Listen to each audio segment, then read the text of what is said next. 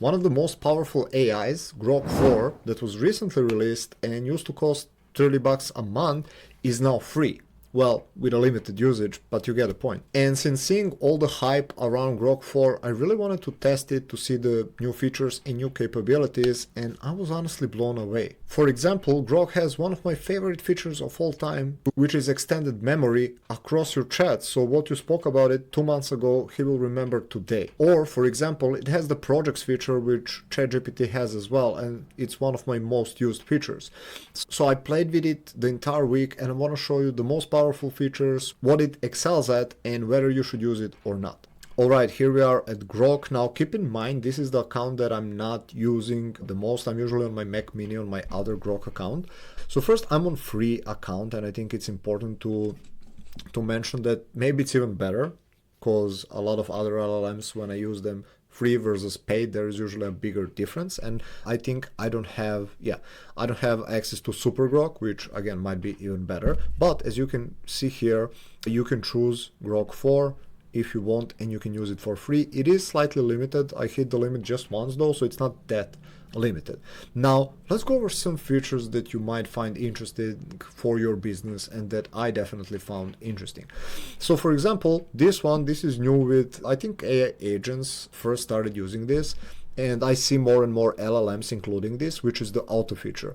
Basically this means whatever prompt you gave it, based on your prompt, it will pick the model to respond. Right now, if you do want to use just Grok 4, you just go here and you pick it, but you can also leave it in auto and it chooses for you. This is the new ChatGPT 5 feature as well, and I do the feature honestly. Now, my favorite feature by far on ChatGPT is ability to remember your past conversations. I think this is what made chat better, more accessible than all other LLMs. Simply, I didn't need to talk to it again and again about my business, my personal life. It just remembers a lot of things about me, my preferences, all these things, and not having to give context, etc.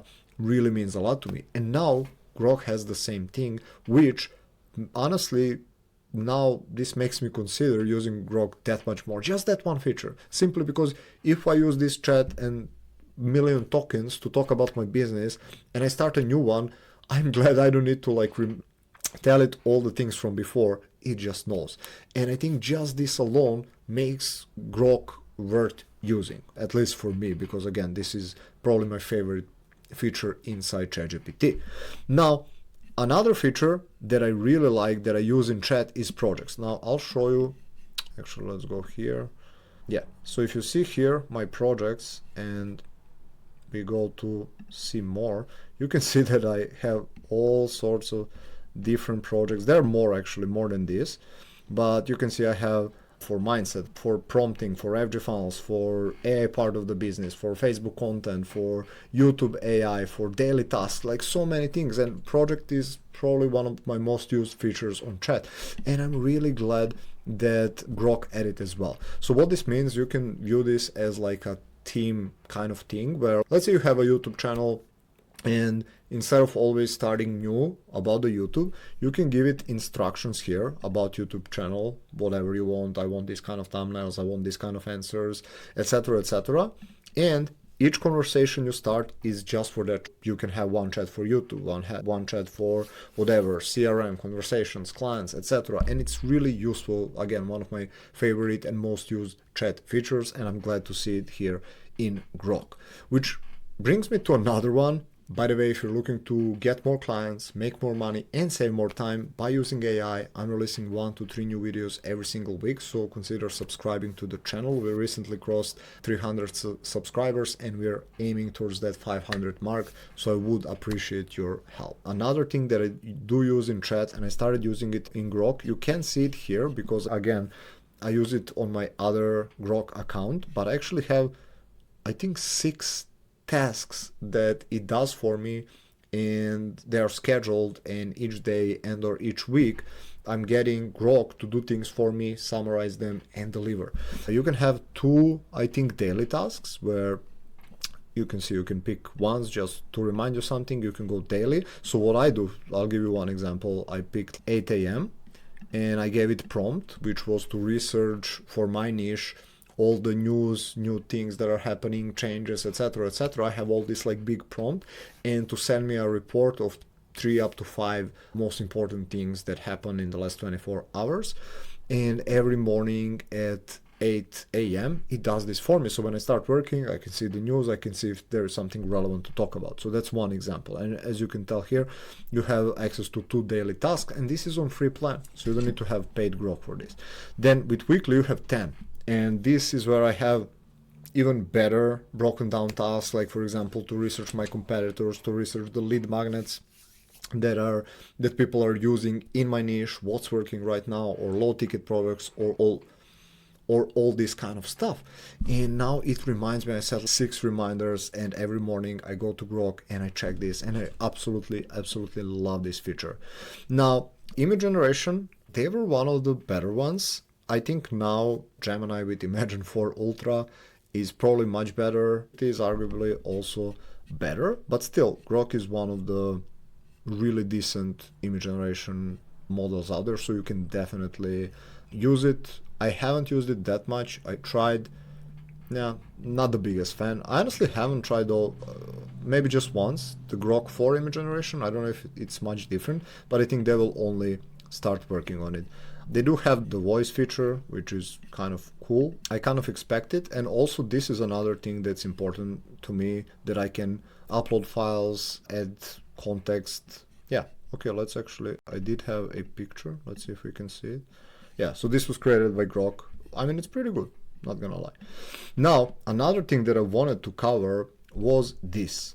You can actually connect it to your Google Drive. Now I connected the other one, so I don't know if I can even connect this one.